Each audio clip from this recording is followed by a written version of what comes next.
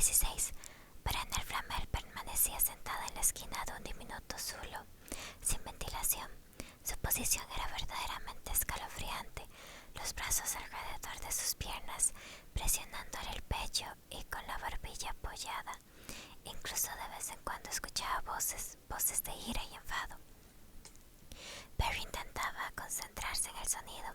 Permitió que su aura se expandiera mínimamente para murmurar un pequeño conjuro que había aprendido de un chamán inuit. El chamán lo utilizaba para escuchar el movimiento de los peces bajo las capas de hielo ártico y para percibir los pasos de los osos acercándose en la distancia helada.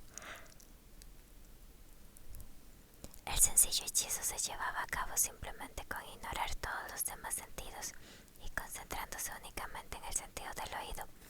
Perry contemplaba cómo el color de su aura se disipaba y de repente sintió cómo se cegaba por completo. Gradualmente Perenel fue perdiendo su sentido del olfato y de pronto notó cómo diminutos alfileres y agujas se le clavaban en las yemas de los dedos, de las manos y los pies. Un instante después sintió como el dolor se aliviaba y después el sentido del tacto desapareció. Sabía que si tenía algo en la boca, no sería capaz de notarlo, pues solo su sentido del oído permanecía intacto. Y no solo eso, sino que se había agudizado y ahora poseía una sensibilidad increíble. Escuchaba las cucarachas trepar por las paredes externas a esa habitación, a un ratón como arañaba y roía la madera en algún lugar por encima de su zulo, y una colonia de termitas que estaba buscando poco a poco las lejanas tablas que cubrían el suelo. También podía percibir dos voces diferentes, a veces altas y claras, a veces un tanto distorsionadas, como si escuchara una radio mal sintonizada. Pero también sabía que las voces provenían de algún lugar bastante alejado de su habitación. Perry la dio la cabeza intentando así afilar el oído. En ese instante logró escuchar el soplo del viento, el ondear de la ropa y el grazneo de los pájaros, pero en él no dudaba que todo lo que escuchaba provenía del techo del edificio donde se encontraba. Entonces las voces cobraron más fuerza, trinaron, balbucearon y repentinamente se aclararon. A partir de ese momento Perenel ya percibía a la perfección el tono de las voces que pertenecían a Dean y a Morrigan. Podía sentir perfectamente el miedo que desprendía la voz del hombre grisáceo y la rabia que arrastraban los gritos de la diosa cuervo. Debe pagar por eso, no hay excusa que valga. Es una inmemorial, una intocable entre seres como tú y como yo, murmuró Dee intentando calmar a Morrigan. Nadie es intocable. Interfirió en un asunto que no le correspondía. Mis criaturas estuvieron a punto de aplastarles el coche, pero entonces apareció el viento fantasma y echó por los suelos mi plan.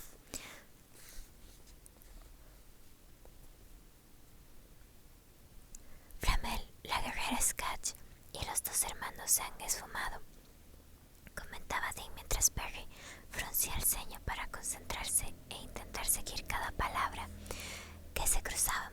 Perenel sintió un alivio al descubrir que Nicholas había recurrido a Scatch, pues esta era una aliada formidable. Es como si hubieran desaparecido de la faz de la tierra. Por supuesto que han desaparecido de la faz de la tierra, interrumpió Morrigan. Nicholas los ha conducido al mundo de sombras de Hecate. Aunque inconsciente, Perenel asintió con la cabeza. Por supuesto, ¿dónde más podría haberse escondido Nicholas? El mundo de sombras de Hecate, Emil Valley, estaba relativamente cerca, y aunque la inmemorial Hecate no era una amiga de la familia Flamel, tampoco era una aliada de Dee y sus oscuros inmemoriales. Debemos seguir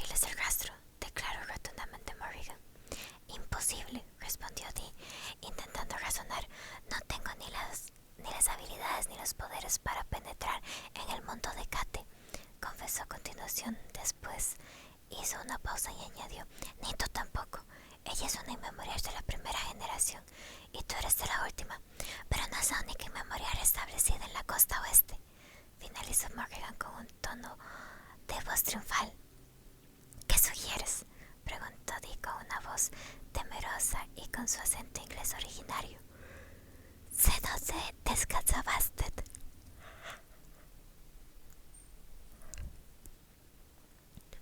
Perenel Flamel se recostó sobre la gélida piedra y permitió que todos sus sentidos retornaran. De repente recuperó el sentido del tacto y notó un hormigueo. Diminutas agujas se le clavaban por las yemas de los dedos de las manos y de los pies. Después vino el sentido del olfato y finalmente el de la vista. Pestañeó varias veces, esperando que los diminutos puntos de colores se disiparan y las imágenes cobraran su forma original. Acto seguido, Perry intentó otorgarle un sentido a todo lo que acababa de descubrir.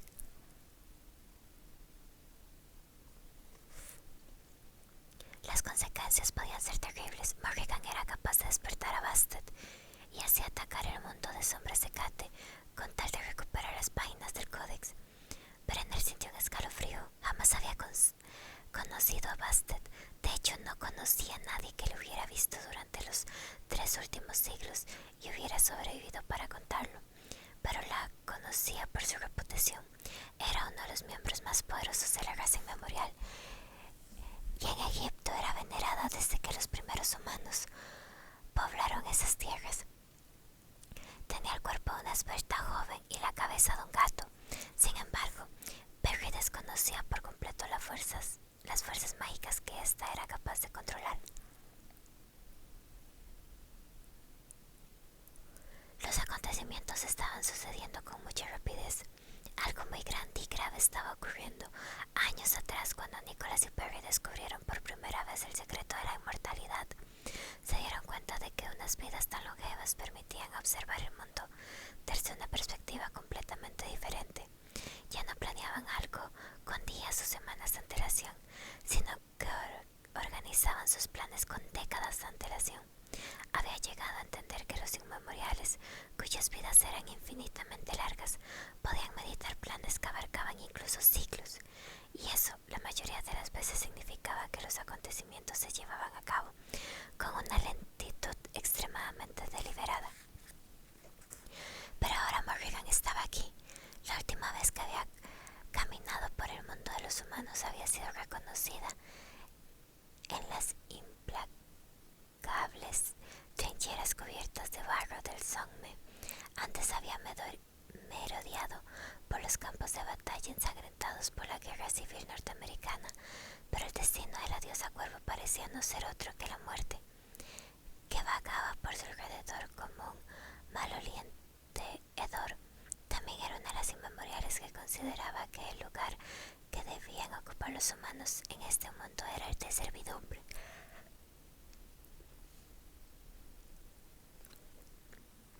Nicholas y los mellizos estarían a salvo en el mundo de sombras de Cate, pero ¿durante cuánto tiempo? Bastet era un inmemorial de la primera generación y sus poderes debían igualar a los de Cate, y si la diosa Cata y la diosa Cuervo, con la ayuda y alquímica de Dee, atacaban a Cate, podría hasta aguantar sus defensas. Perry no estaba muy segura de ello. ¿Y qué sucedería con Nicholas, Scratch y los mellizos? Brenner sintió como 2 lagrimones se deslizaban por sus mejillas, pero enseguida se los secó. Nicholas cumpliría, en el plazo de 3 meses, 677 años, concretamente el 28 de septiembre. Él sabía cuidarse de sí mismo, aunque su dominio de los conjuros prácticos era bastante limitado y era un tanto despistado. De hecho, el verano anterior había olvidado por completo el inglés y había retomado su lengua originaria, un francés arcaico. Brenner había tardado un mes en enseñarle otra vez a hablar inglés. Antes de eso, durante un tiempo, Nicholas firmaba los cheques en griego o en arameo antiguo. En ese momento a Brenner se le escapó una tierna sonrisa. Flamel hablaba 16 idiomas y conseguía defenderse en otros 10. Era capaz de leer y escribir en 22 lenguas. Aunque últimamente no se le presentaba la oportunidad de practicar los jeroglíficos, la escritura cuneiforme ni la escritura lineal B. Brenner se preguntaba qué estaría haciendo su marido en esos momentos. Seguramente estaría escudriñando la manera de encontrarla, pero también se vería en la encrucijada de proteger a los mellizos y las páginas que George había logrado arrancar del códex. Brenner tenía que enviarle un mensaje, tenía que hacerle saber que se encontraba bien e informarle del peligro que se avecinaba. Uno de los primeros dones que la joven dama conocida como Perenelle Flamel había descubierto mientras crecía era la habilidad de conversar con los muertos. Sin embargo, hasta que no cumplía 17 años, no se dio cuenta de que no todo el mundo podía ver las imágenes parpadeantes en blanco y negro que ella observaba día a día. En vísperas de sus 17 cumpleaños, su querida abuela, Maman, falleció. Brenner contempló con sus propios ojos cómo el diminuto y marchito cuerpo de su abuela era trasladado de la cama donde había pasado los 10 últimos años de su vida a un frío ataúd. La joven Brenner había seguido la procesión funeraria por las calles de la aldea de Quimper hasta llegar al cementerio que tenía vistas al mar. Había sido testigo de cómo enterraban la caja de madera labrada y después volvía a su casa. Allá estaba Maman, recostada en la cama y con una mirada reluciente y maliciosa. La única diferencia era que Perenelle ya no podía ver a su abuela con claridad. Ya no había color en ella, sino que su imagen parecía estar proyectada únicamente en blanco y negro. Además, la figura de su abuela parpadeaba, como si no pudiera enfocar bien la imagen. Fue en ese preciso instante cuando Perenelle se dio cuenta de que podía ver fantasmas. Y cuando Maman se volvió hacia ella y sonrió, supo que ella también podía verla. Sentada en la diminuta celda sin ventanas, Perenelle estiraba las piernas y presionaba el gélido suelo con ambas manos. A lo largo de los años había desarrollado una variedad de defensas para protegerse de las intrusiones indeseadas de los muertos. Si había algo que había aprendido de los muertos, sobre todo de los más ancianos, es que eran extraordinariamente groseros y que, en general, aparecían en los momentos más inoportunos y más inapropiados. Al parecer, los muertos sentían una especial predilección por los lavabos, pues resultaban un lugar perfecto para ellos, tranquilos, sin alborotos y con una gran cantidad de superficies reflectantes. Brenner recordó la vez que mientras se cepillaba los dientes el fantasma de un presidente estadounidense se le apareció reflejado en el espejo que tenía enfrente. Casi se traga el cepillo de dientes. Brenner había aprendido que los fantasmas no podían vislumbrar ciertos colores como el azul y el verde, e incluso a veces tampoco el amarillo, así que de forma deliberada intentaba avivar estos matices en su aura. Con mucho cuidado creaba un campo a su alrededor que la convertía en invisible en el particular mundo de las sombras, donde las figuras de los fallecidos se reunían. Abriendo los ojos de par en par, Brenner se concentró en su aura. Su aura natural lucía un color blanco y pálido, como el hielo, que actuaba como un faro para los muertos, de forma que siempre los atraía. Pero sobre su aura, como capas de pintura, Perenelle había creado auras azul zafiro, verde esmeralda y amarillo primura. Uno por uno, Perenelle difuminó los colores, comenzando por el amarillo, después el verde y finalmente el azul, que resultaba el más protector. Entonces los fantasmas se acercaron a su aura blanca, como mosquitos a la luz. La imagen de sus cuerpos centellaba a su alrededor, hombres, mujeres y niños que portaban ropajes antiguos de décadas anteriores. Los ojos verdes e intensos de Perenelle observaban las brillantes imágenes sin estar completamente segura de lo que estaba buscando. Enseguida descartó a las mujeres y a las jóvenes que llevaban las típicas faldas largas del siglo XVIII y a los hombres que lucían botas y cinturones fabricados en el siglo XIX. Así se centró únicamente en aquellos fantasmas que mostraban unos ropajes del siglo XX. Finalmente escogió un anciano que llevaba un uniforme de guardia de seguridad bastante moderno, apartando con mucho cuidado a las demás formas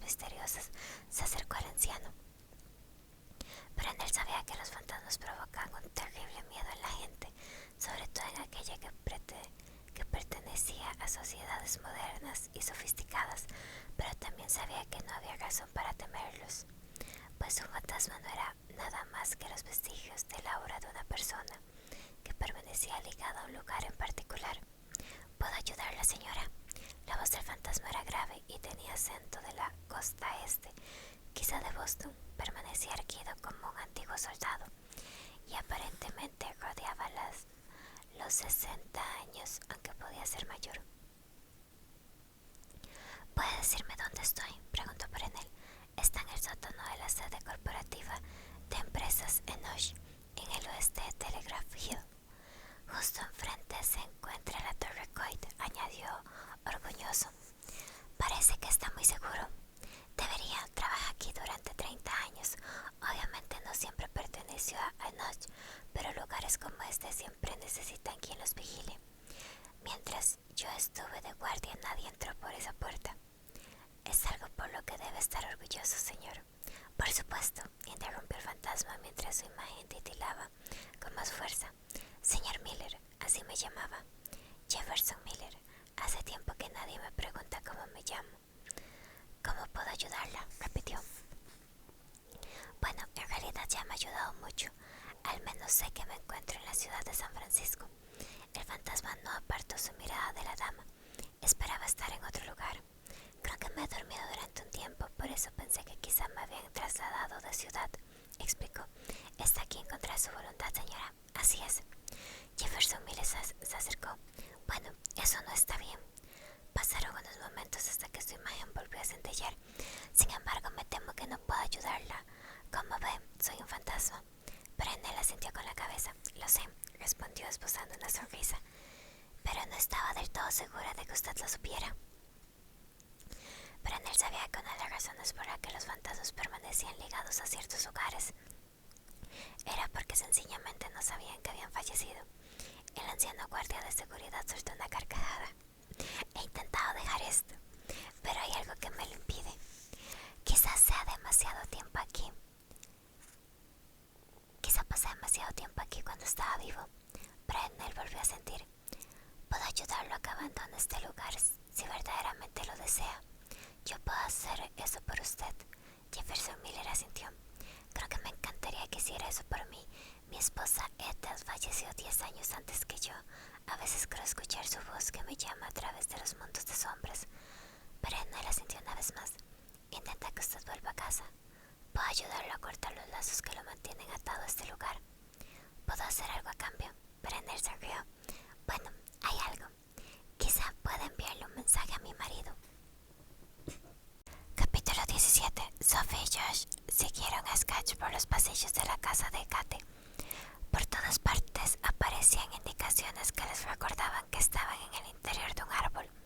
Todo lo que los rodeaba, como el suelo, las paredes y los techos, era de madera, y en algunos lugares diminutos brotes y retoños de hojas verdes adornaban los rincones de las paredes, como si el árbol aún continuara creciendo.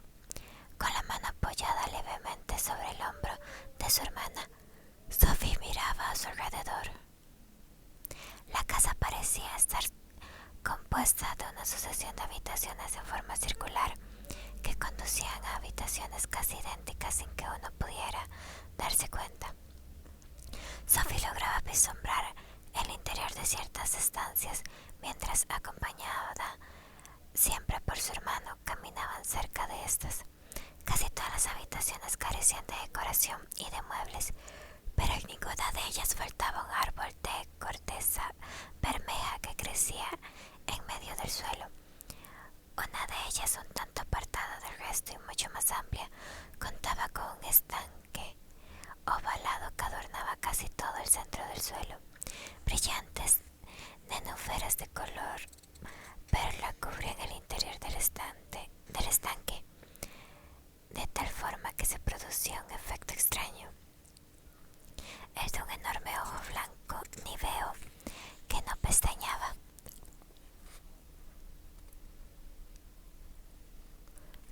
Otra habitación estaba completamente repleta de campanas de viento de madera que se balanceaban desde las ramas del árbol bermejo que adornaba el centro de la estancia. Cada juego de campanas era diferente, adornos, pues algunos lucían símbolos tallados y otros permanecían lisos, sin ornamento alguno. Todos los juegos pendían de las ramas inmóviles y firmes hasta que Sophie echó un vistazo al interior de la habitación. Y entonces, muy lentamente, las campanas empezaron a repicar al mismo tiempo de una forma melódica. El murmullo que producían sonaba igual que susurros lejanos. Sophie apretó con fuerza el hombro de Josh, intentando así llamar su atención. Pero Josh no desvió la mirada y continuó observando hacia adelante, concentrado y con el ceño fruncido.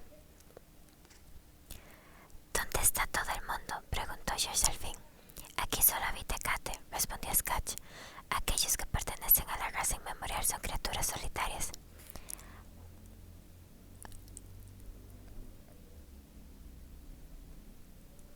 ¿Aún quedan muchos con vida?, preguntó Sophie.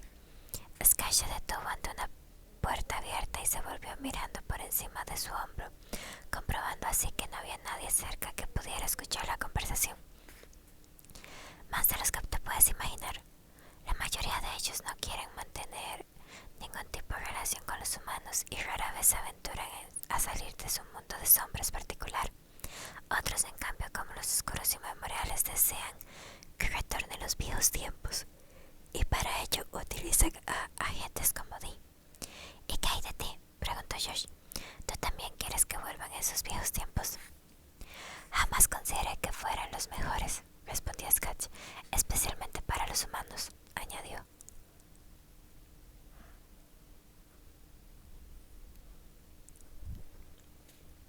Encontraron a Nicholas Flamel sentado fuera de la mansión, sobre una cubierta de madera colocada en una rama del colosal árbol. La rama, que se extendía horizontalmente desde el tronco del árbol, medía al menos 3 metros y se encorvaba hasta tal punto que incluso unos pocos centímetros se sumergían en el estanque, en forma de media luna. Sophie, que ahora se deslizaba por la misma rama, miraba hacia abajo y se sorprendía al descubrir que bajo las malas hierbas que se retorcían sobre el agua del estanque, diminutos rostros casi humanos miraban hacia arriba, con la boca abierta y con los ojos como platos.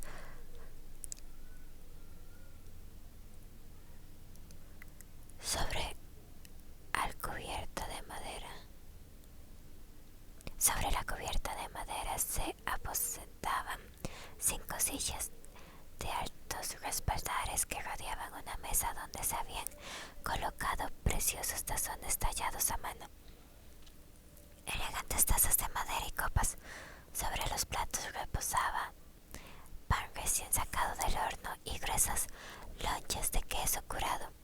En el centro de la mesa había un par de enormes fruteros rebosantes de manzanas, naranjas y grandísimas cerezas.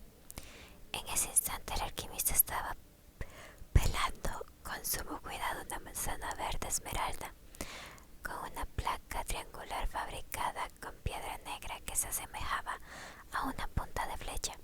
Sophie no tardó en darse cuenta de que Nicholas estaba cortando la piel verde de la manzana, de tal forma que los pedazos parecían letras. Sky se acomodó justo al lado del alquimista. ¿Kate no nos acompañará?, preguntó mientras cogía un trozo de piel de manzana y se lo introducía en la boca.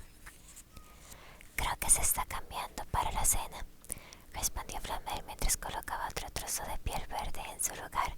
Entonces alzó la mirada y se dirigió hacia los mellizos.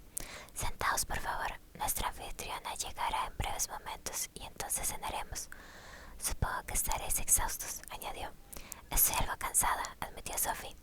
Sophie había sentido el agotamiento físico minutos antes y ahora a duras penas lograba mantener los ojos abiertos. También le asustaba el hecho de saber que su cansancio estaba provocado por la magia del lugar,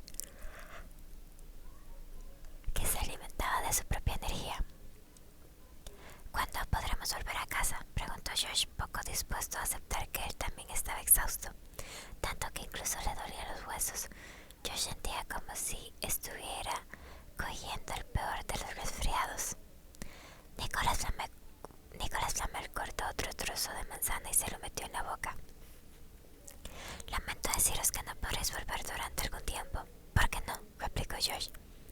Flamel suspiró. Dejó a un lado la piedra negra y la manzana y colocó las manos completamente extendidas sobre la mesa.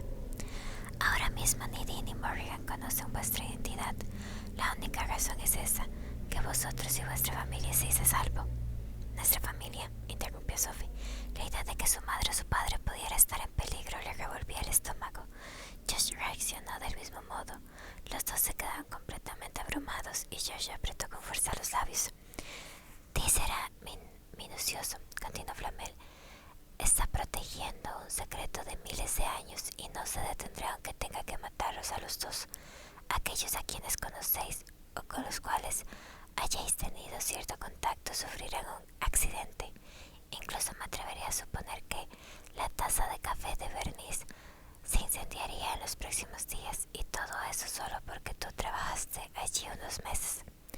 Puede que Bernice también perezca entre las llamas, pero ella no tiene nada que ver con todo esto, protestó Sophie aterrorizada. Tienes razón, pero Dean no lo sabe y tampoco le importa. Ha estado mucho tiempo trabajando mano a mano con los oscuros inmemoriales y ahora ya contempla a los humanos de la misma forma que sus maestros, como criaturas un poco más adelantadas que las bestias, pero nada más. Pero nosotros no le confesaremos a nadie que hemos visto, comenzó George, e igualmente nadie nos creería si contáramos que... Finalizó mientras sus palabras iban perdiendo cada vez más fuerza. Pero si no se los contamos a nadie, no habrá forma de que la gente lo sepa, continuó Sophie. Jamás volveremos a hablar de todo esto y Dee nunca lograría encontrarnos. Sin embargo, a medida que pronunciaba sus propias palabras, Sophie se daba cuenta de que no había esperanza. Ella y su hermano estaban atrapados porque sabían de la existencia del Códex, al igual que Nicholas y Perry. Lo habían estado durante siglos. Os encontraría, respondió Flamel, intentando razonar. Entonces desvió su mirada hacia la guerrera. ¿Cuánto tiempo crees que tardarían Dee y los espías de Morrigan en encontrarlos? No mucho, respondió mientras masticaba la manzana. Un par de horas. Quizá. Las ratas o los pájaros os rastrearían y entonces se os perseguiría hasta encontrarlos. Una vez que la magia os ha tocado, ya nada vuelve a ser como antes. Mientras hablaba, Flamel realizaba ciertos gestos con su mano derecha de forma que tras cada movimiento dejaba una estela de humo verdoso muy pálido que se esfumaba instantes más tarde. Pues la magia siempre deja rastro, finalizó mientras soplaba sobre el humo verde. En ese instante el humo se enroscó y un segundo más tarde desapareció. ¿Estás diciendo que olemos?, preguntó Josh. Flamel asintió con la cabeza. Desprendéis un olor a magia salvaje. Ambos percibisteis ese aroma cuando Kate os tocó. ¿Qué os pareció oler? Naranjas, contestó Josh. Helado de vainilla, añadió Sophie. Y antes de eso, cuando Dee y yo estábamos luchando, ¿qué olor advertisteis? Menta y huevos podridos, respondió Josh de inmediato. Cada mago tiene su aroma distintivo. Es como una huella mágica. Debéis aprender a prestar más atención a vuestros sentidos. Los humanos solo utilizan un porcentaje muy reducido de sus capacidades sensoriales. A duras penas pueden ver, raras veces escuchan, jamás huelen y tienen la convicción de que solo pueden experimentar sensaciones con el tacto de la piel. Pero hablan por los codos, y eso sucede por la falta de uso de sus otros sentidos. Cuando volváis a vuestro mundo seréis capaces de reconocer a gente que posee una energía mágica. Hizo una pausa, cortó otro trozo de manzana y se lo metió en la boca. Seguramente percibiréis algún olor peculiar. Puede que vislumbréis algo que resplandece alrededor de sus cuerpos e incluso que sintáis el sabor de su aura. ¿Cuánto tiempo durará esa sensación?, preguntó Sophie con curiosidad. Acto seguido alargó la mano y cogió una cereza del tamaño de un tomate pequeño. ¿Se atenuará algún día?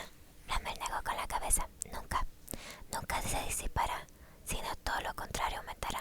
Deberéis comenzar a haceros a la idea de que nada volverá a ser lo mismo de hoy en adelante. En ese instante Josh mordió una manzana con cierto aire de satisfacción y unas gotas de zumo se deslizaron por su barbilla. Lo dices como si fuera algo malo,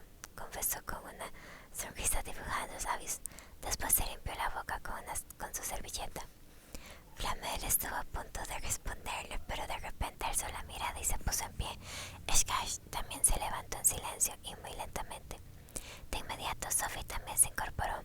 Sin embargo, Josh permaneció sentado hasta que Sophie le cogió por el brazo y lo obligó a levantarse. Después se volvió para contemplar a la diosa de las tres caras, pero aquella no era Kate, la dama que Sophie había conocido minutos atrás era esbelta y elegante y de mediana edad. La Kate que había visto lucía un cabello blanco y liso y una tez negra y tersa, sin una sola arruga. La mujer que se alzaba ahora ante ella era mayor, mucho mayor. Evidentemente tenía un cierto parecido a Kate, lo que llevó a Sophie a pensar que quizá fuera su madre o incluso su abuela. A pesar de que seguía siendo esbelta, dio un paso hacia adelante y se deslizó por la grandiosa rama apoyándose sobre un bastón negro con ornamentos tallados, que era al menos tan alto como Sophie. Su rostro era una masa de finas líneas de expresión y los ojos, que ahora estaban hundidos en sus propias cuencas, brillaban con un brillo muy peculiar. Esa mujer estaba completamente calva, de forma que Sophie lograba ver que tenía un tatuaje en forma de espiral en el cráneo. Llevaba un vestido muy parecido al que Kate había lucido momentos antes, y el tejido, que tenía un aspecto metálico, mostraba los colores negro y rojo cada vez que éste realizaba un movimiento. Sophie parpadeó, se frotó los ojos y después volvió a pestañear. Podías vislumbrar el rastro de su aura alrededor de la mujer, como si se estuviera emanando una fina bruma blanquecina. Cada vez que se movía, dejaba zarcillos de esa neblina tras de sí. Sin agradecer la presencia de los comensales, la anciana decidió sentarse justo enfrente de Nicolas Flamel, hasta que ésta no se acomodó en su silla. Ni Nicolas ni Scratch ocuparon sus respectivos lugares.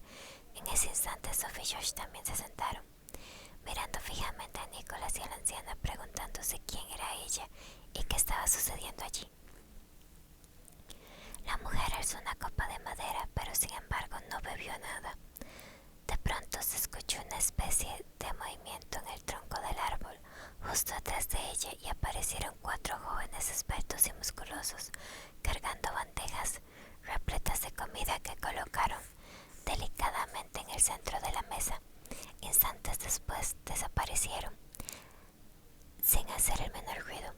Los jóvenes se parecían tanto entre sí que de algún modo tenían que estar emparentados, pero fueron sus rostros los que captaron la atención de los mellizos, pues había algo extraño en la forma de sus cabezas.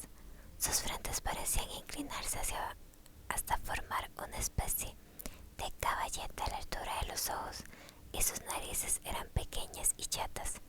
Y no solo eso, sino que tenían los pómulos pronunciados, la barbilla muy respingona, y si uno se esforzaba lograba ver los dientes amarillentos que se asomaban por los labios. Además tenían el torso descubierto e iban descalzos. De hecho, solo llevaban una especie de falda escocesa de cuero sobre lo que se posaba una placa rectangular de metal. El resto del cuerpo, pecho, piernas y cabeza estaban cubiertos por una suerte de pelusilla pelirroja. De repente Sophie se dio cuenta de que estaba mirando fijamente hacia ellos, así que deliberadamente se dio la vuelta. Los hombres parecían pertenecer a alguna raza de primitivos homínidos, pero Sophie conocía las diferencias entre un neandertal y un hombre de Cro-Magnon, y su padre tenía en su estudio los cráneos de plástico de un Australopithecus, del hombre de Pekín y de los grandes simios. A Sophie no le cabía la menor duda de que esos jóvenes no eran ninguno de todos esos. Fue entonces cuando Sophie se fijó en sus ojos, unos ojos azul brillante e increíblemente vivaces, lo que daba a entender que eran seres inteligentes. Son Dark Alta, irrumpió la anciana. En ese instante, todos los comensales se quedaron mirándola, sin ni siquiera pestañear. Sin embargo, la anciana no se percató de que había hablado en voz alta.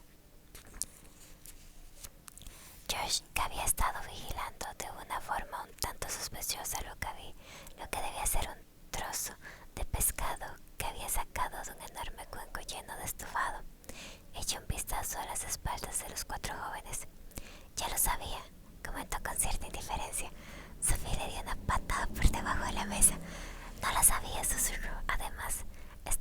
demasiado ocupado comprobando qué era la comida.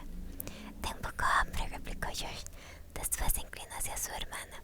Aunque ese pelo rojo y esas narices de cerdo me la han quitado, murmuró. Pensé que te habrías dado cuenta. Cometerías un grave error si permitieras que te oyeran decir eso, irrumpió en voz baja Nicolas Flamel. También cometerías un grave error si juzgaras por las apariencias o comentaras cosas sobre lo que tú ves. Ahora en este lugar se aplican criterios distintos. Aquí las palabras son capaces de matar, literalmente. O hacer que te maten, añadió Skash. Esta había llenado su plato hasta arriba de todo tipo de verduras, no todas conocidas por los mellizos. Entonces desvió la cabeza hacia el árbol y continuó. Pero tiene razón, son Taralta en su forma más humana, probablemente los mejores guerreros de todos los tiempos. Ellos son quienes os acompañarán cuando os marchéis, interrumpió repentinamente la anciana. Sorprendentemente su voz sonaba muy vigorosa, teniendo en cuenta que provenía de un cuerpo tan frágil. Flamel se inclinó. Su presencia será un gran honor para nosotros. No hace falta que así sea, interrumpió bruscamente la mujer. No solo os acompañarán para protegeros, sino para asegurar que verdaderamente abandonéis mi reino. Entonces extendió los dedos sobre la mesa, dejando así al descubierto sus uñas. Cada una estaba pintada de un color diferente. Resultaba extraño, pero el diseño era idéntico al que Sofía había advertido en las uñas de Kate unas horas antes. No os podéis quedar aquí, anunció con cierta aspereza. Debéis marcharos. Los mellizos se miraron el uno al otro. ¿Por qué se estaba comportando de una forma tan grosera? Skash abrió la boca para pronunciar algo, pero Flamel no tardó en agarrarla del brazo y detenerla. Esa ha sido nuestra intención desde que llegamos, respondió Flamel con tono suave. Los rayos de sol del atardecer se inmiscuían entre los árboles hasta alcanzar su rostro, de forma que convertía sus pálidos ojos en espejos. Pero cuando di ataque a mi tienda y me arrebató el códex, me di cuenta que no tenía otro sitio donde ir.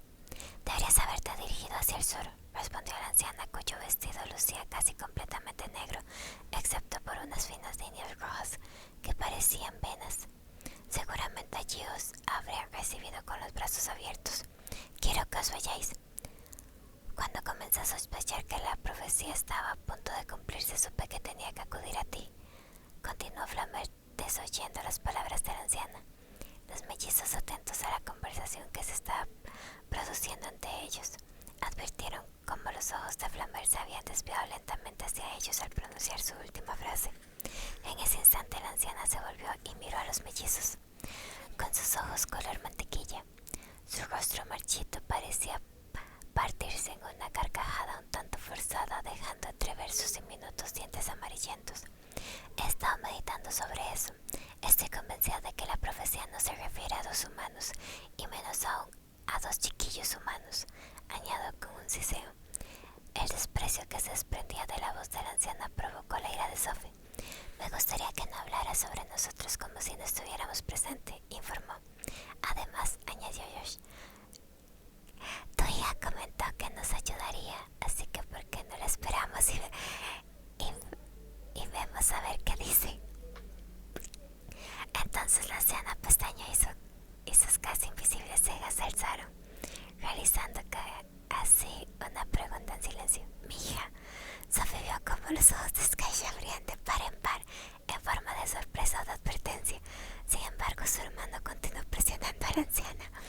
Si me refiero a la mujer que conocimos esta tarde, la chica tu hija o quizás a tu nieta, bien, pues ella había decidido ayudarnos. No tengo ni una hija ni una nieta. Entonces los colores del vestido de la anciana parecieron encenderse de repente, y esta esbozó unas palabras que nadie logró comprender. Entrecruzó las manos como si fueran garras y repentinamente el aire se llenó de la esencia cítrica de la lima. De pronto docenas de diminutas bolas de luz verde se acumularon en las palmas de sus manos. En ese preciso momento Sketch arrojó violentamente una lanza de doble filo al centro de la mesa. La madera se partió en dos, produciendo un sonido ensordecedor. Decenas de astillas salieron volando y los cuencos de comida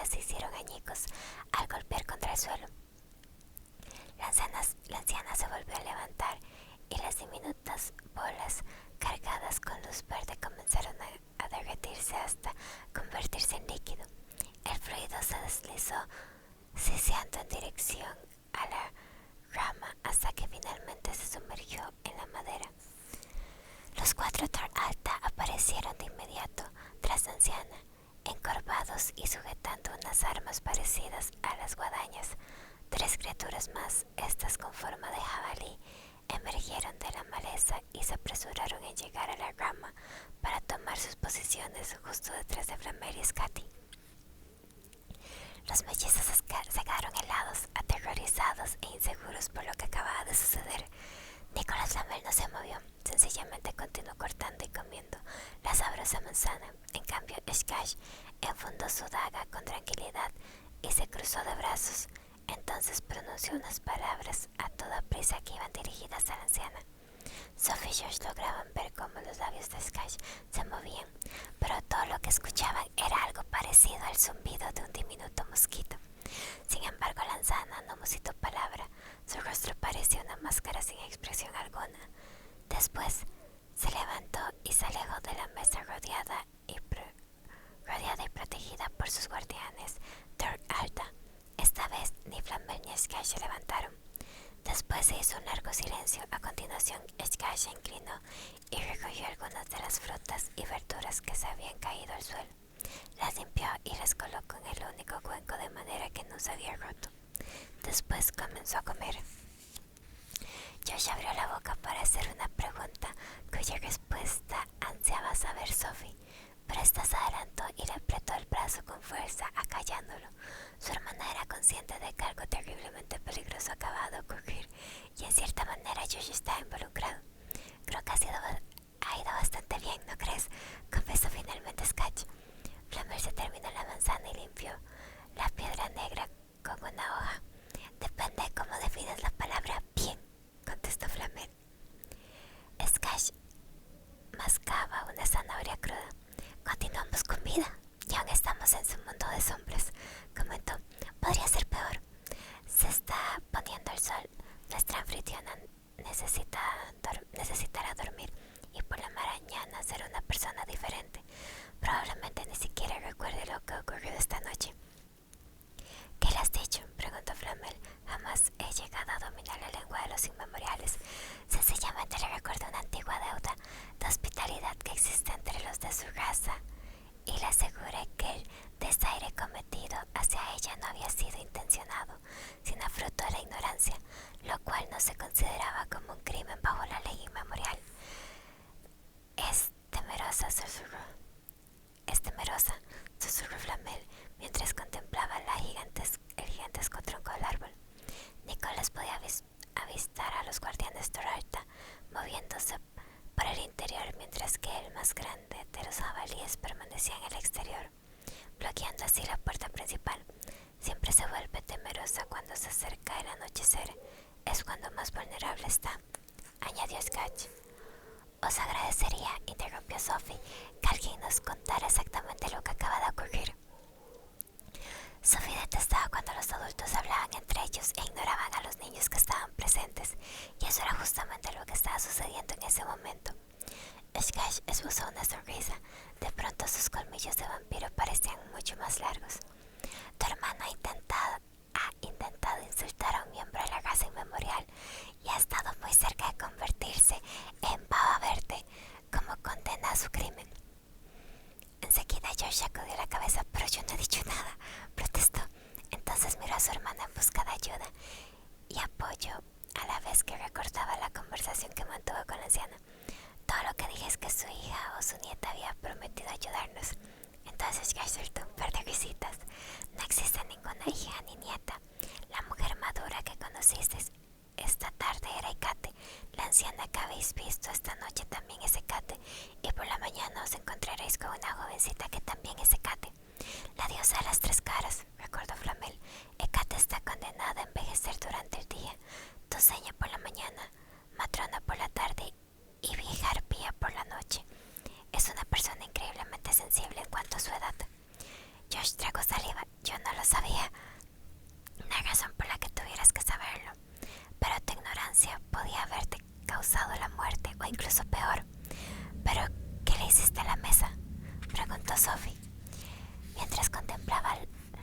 las ruinas de la mesa circular. El centro de la mesa, justo donde Skash había clavado su daga, estaba hecho astillas. La madera de alrededor del hueco parecía haberse secado. Hierro, contestó Skash. Uno de los sorprendentes efectos secundarios del metal artificial, añadió Flamel, es la habilidad de anular incluso la magia más poderosa. El descubrimiento del hierro verdaderamente marcó el fin del poder de la raza inmemorial en este mundo, añadió mientras contemplaba la piedra negra de la flecha. Por eso lo estaba utilizando, porque los inmemoriales se ponen nerviosos ante la presencia del hierro. Pero tú lleváis hierro encima, replicó Sophie Sketch. Yo soy de la última generación. No soy un memorial pura. Con Mecate, yo puedo tolerar el hierro a mi alrededor. Joshua meneó sus estropeados labios, aún recordando la luz verde que zumbaba en las palmas de Kate. Cuando antes has dicho que casi me convierte en baba verde, ¿no te referías a...? Skash asintió con la cabeza. Viscosa baba verde, bastante asqueroso, y por lo que tengo entendido, la víctima se mantiene consciente durante un tiempo. Después echó un vistazo a Nicholas. No logró recordar la última persona que se cruzó con uno de los inmemoriales y sobrevivió. ¿Y tú? Flamel se alzó. Esperemos que no se acuerde de lo ocurrido por la mañana. Ahora vayamos a descansar, comentó dirigiéndose a los mellizos. Mañana será un día muy largo. ¿Por qué?, preguntó Josh y Sophie simultáneamente. Porque mañana espero convencer a Kate para que despierte vuestro potencial mágico. Si tenéis alguna posibilidad de sobrevivir durante los próximos días, tendré que entrenaros para que os convirtáis en verdaderos magos.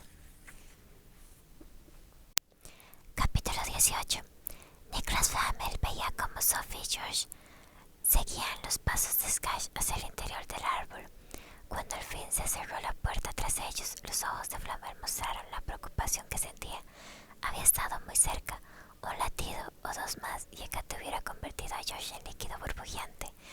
No estaba muy seguro de si ésta hubiera podido reconstruirlo por la mañana, momento en el que su figura se asemejaba a la de una doncella.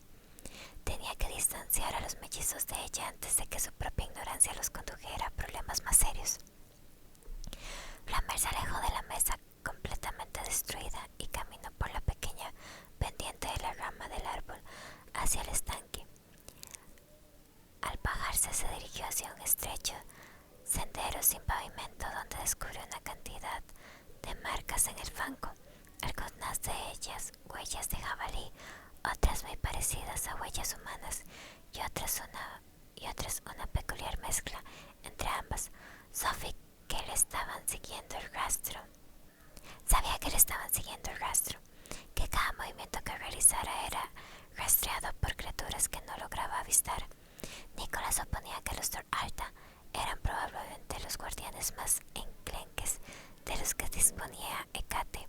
Se agachó a orillas del agua, cogió aire y se permitió a sí mismo un momento de tranquilidad. No mentiría al confesar que este había sido uno de los días más memorables de su longeva vida, y a decir verdad estaba exhausto. Desde el momento en que Dee le había arrebatado el códex y a su querida esposa y habían aparecido los mellizos en escena, Flamel supo que una de las primeras profecías que había leído en el libro medio milenio atrás estaba a punto de hacerse realidad. Dos que son uno y uno que lo es todo. El códex estaba lleno de frases crípticas y de proverbios incomprensibles. La mayoría de ellos se referían a la aniquilación de Danutalis, la antigua patria de la raza inmemorial, pero también había una serie de profecías que insinuaban el retorno de los oscuros inmemoriales, la destrucción y la esclavitud de la raza humana. Llegará un día en el que el libro desaparezca.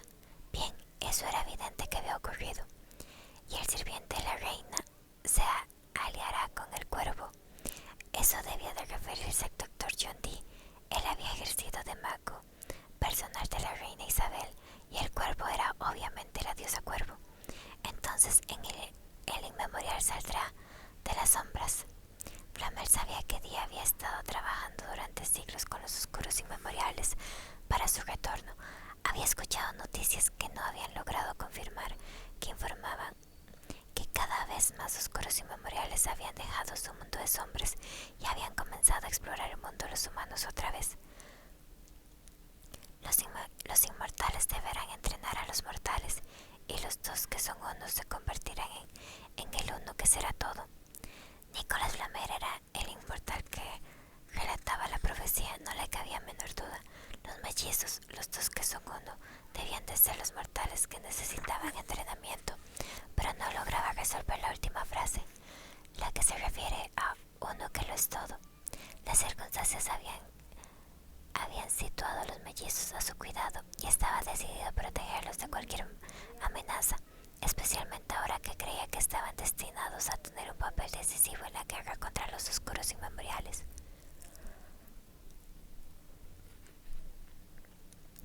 Nicolás sabía perfectamente que al llevar a Georgia Sofía, la diosa de las tres caras, estaba asumiendo un increíble riesgo, y más aún si quien los acompañaba no era otra que Skash. La enemistad entre la guerrera y la diosa era más antigua que la mayoría de las civilizaciones. Hecateora era una de las inmemoriales más peligrosas. Era increíblemente poderosa, y una de las muchas habilidades que la hacían única era la de despertar los poderes mágicos que existían en cada criatura sensible. Sin embargo, como muchos de los inmemoriales, su metabolismo estaba vinculado íntimamente al ciclo solar o al ciclo lunar. Hecate envejecía durante el transcurso del día y de hecho fallecía cuando el sol se ponía, pero volvía a nacer con el cuerpo de una jovencita al alba. Este curioso rasgo nublaba y teñía sus pensamientos, y a veces, como había ocurrido momentos antes, la Hecate más anciana olvidaba las promesas que la Hecate más joven había realizado. Flamel tenía la esperanza de poder razonar con ella por la mañana, cuando fuera una joven doncella, y así convencerla para despertar el extraordinario potencial con el que contaban los mellizos.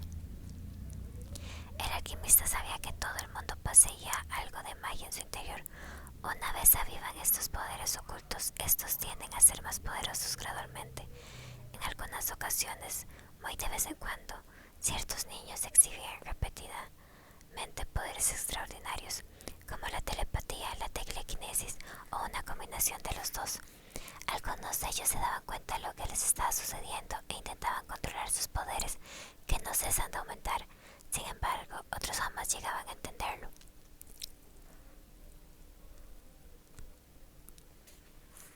Al no entrenar ni controlar sus poderes, su energía mágica irradia del niño en ondas expansivas, de forma que mueve los muebles de un lado a otro, lanzan a las personas de su alrededor hacia el suelo y agujerean las paredes y los techos. Generalmente este comportamiento se clasificaba como una actividad poltergeist. Nicolas Flamel sabía que si Hecate despertaba los poderes mágicos de los mellizos, que permanecían adormecidos en su interior, entonces podría hacer uso de todo lo que había aprendido durante más de 6 siglos de estudio para así poder desarrollar las habilidades de los hermanos. No solo les pondría a su alcance todos los medios para poder protegerse, sino que además podría prepararlos para lo que fuera que se les avecinara. Aunque aún agachado en el borde del estanque, Flamel contemplaba el agua verde. Carpas de río blanco y rojos nadaron por la superficie del estanque, mientras en lo más profundo se asomaban rostros humanos con los ojos abiertos y completamente en blanco, y con las bocas también abiertas dejaban hacia el descubierto unos dientes afilados y puntiagudos. Nicolás no osó sumergir los dedos en el agua. Los libros de magia más antiguos solían estipular que había 4 elementos en cuanto al arte de la magia: aire, agua, tierra y fuego. Sin embargo, los ciclos de dedicación y estudio le habían revelado a Nicolás que de hecho existían 5 fuerzas elementales que actúan en la magia. La quinta fuerza era la magia del tiempo, la más increíble de todas ellas. Los inmemoriales podían controlar los primeros 4 elementos, pero el secreto del quinto solo lo desvelaban las páginas del códex. Y esa era una de las muchas razones por las que Dee y los oscuros inmemoriales que la apoyaban ansiaban el códex. Con este en su poder, podría controlar el mismísimo tiempo. Junto con Perenel, Nicolas Flamel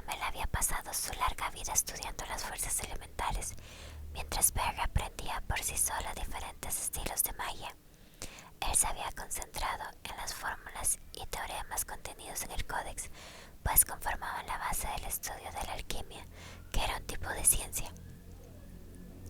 Gracias a las fórmulas y con la ayuda de la malla, Nicolás había aprendido a convertir metal común en oro y carbón en lustrosos diamantes. Cabía reconocer que eran fórmulas verdaderamente complejas y requerían meses de preparación, pero al final el proceso por sí mismo era tan sencillo que rozaba lo ridículo. Un día amanecía pobre y al siguiente era el hombre más acaudalado del lugar. Siguiendo el consejo de Perry, Nicholas fundó hospitales, creó orfanatos y construyó varias escuelas en París, su ciudad natal. Aquellos habían sido buenos tiempos.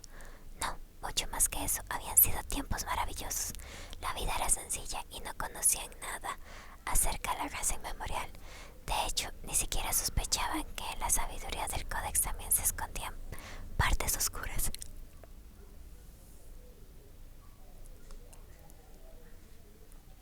Durante los últimos años, Nicolás se despertaba a menudo a altas horas de la madrugada con un único pensamiento rondándole la cabeza. Si siglos atrás hubiera sabido lo que ahora sabía sobre el Códex, hubiera continuado con sus investigaciones acerca de la piedra filosofal. Ese camino a la larga lo había llevado hasta la raza inmemorial, sobre todo hasta los oscuros inmemoriales, y gracias a esto el Dr. John Dee entró en su vida. El camino que escogió los obligó a él y a Perry a fingir su propia muerte, a huir de París y durante los últimos siglos a estar escondidos continuamente. Pero el estudio del Códex también los había convertido en humanos inmortales. La mayoría de las noches volvía a acostarse respondiéndose sí a esa pregunta. Incluso si hubiera conocido todo lo que conocía ahora, él hubiera continuado con sus estudios para convertirse en el alquimista. Sin embargo, en algunas ocasiones, como ese día, la respuesta era no. Ahora la vida de Perenner corría peligro, y también las vidas de dos mellizos inocentes y la de Scatch, no tan inocente ni tan fácil de vencer, y no solo eso, sino que posiblemente había condenado al mundo entero. Nicolás sintió un escalofrío con solo pensarlo. El libro de Abraham estaba lleno de lo que él, en principio, había considerado como historias, leyendas, mitos y cuentos. A través de los siglos su investigación le había revelado que todas esas historias eran verídicas, que todos los cuentos estaban basados en hechos reales, y lo que él creía que eran leyendas y mitos eran sencillamente informes de seres reales y acontecimientos verdaderos. La raza inmemorial existía. Existían criaturas que mostraban a veces un aspecto humano, pero que poseían poderes divinos. Habían gobernado este mundo durante decenas de miles de años, antes de que las criaturas a las que llamaban humanos aparecieran en la Tierra. Los primeros humanos veneraban a los miembros de la raza inmemorial como si fueran dioses y demonios, y durante muchas generaciones construyeron una gran cantidad de mitologías y sistemas de creencias basados en un inmemorial en particular o en un conjunto de ellos. Los dioses y diosas de Grecia, Egipto y Sumeria, y del Valle del Indo, de la civilización tolteca y de la civilización celta existieron. Sin embargo, no eran dioses diferentes, sino que sencillamente eran los mismos inmemoriales a los que atribuían nombres distintos.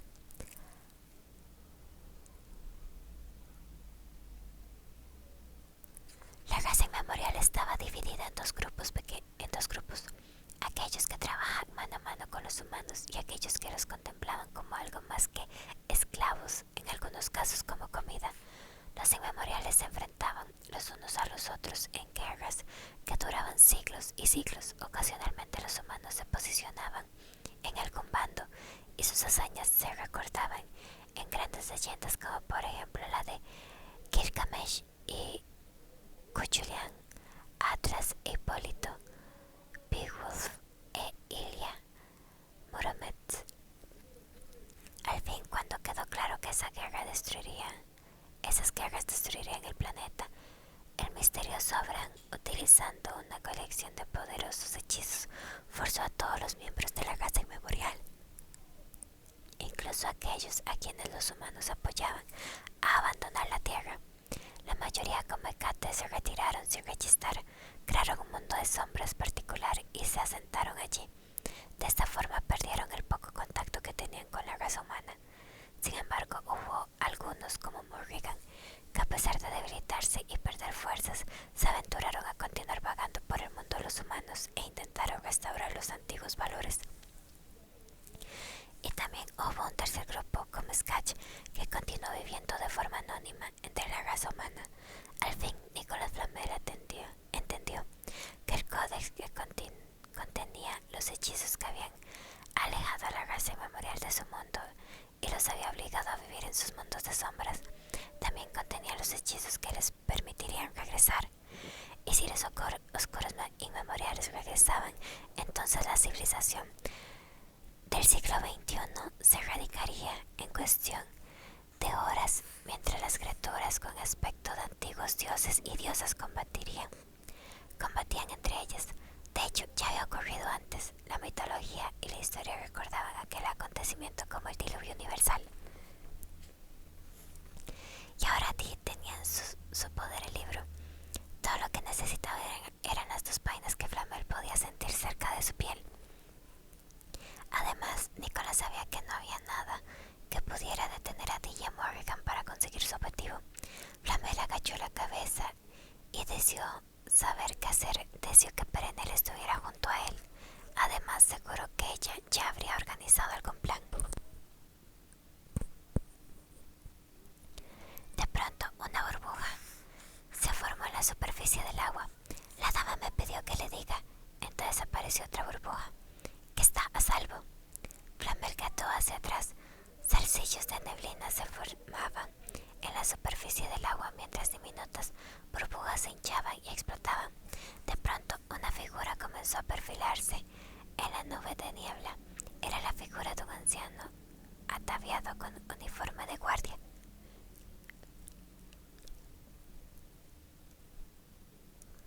La forma parecía quedarse suspendida en el aire, pero después empezó a dar vueltas alrededor del pequeño estanque. La débil luz del sol del atardecer alumbró cada una de las gotas de agua, haciendo de ellas un arco iris de luz.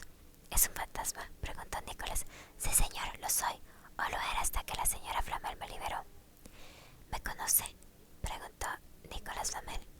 Por un momento se preguntó si quizás este era uno de los sucios trucos de Dee, pero enseguida desechó la idea, pues sí era un hechicero muy poderoso, pero no existía la manera de que pudiera penetrar en las fortificaciones de Cate.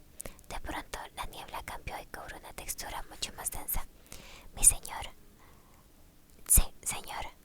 Es Nicolas Flamel, el alquimista. La señora Flamel me pidió que acudiera en su busca.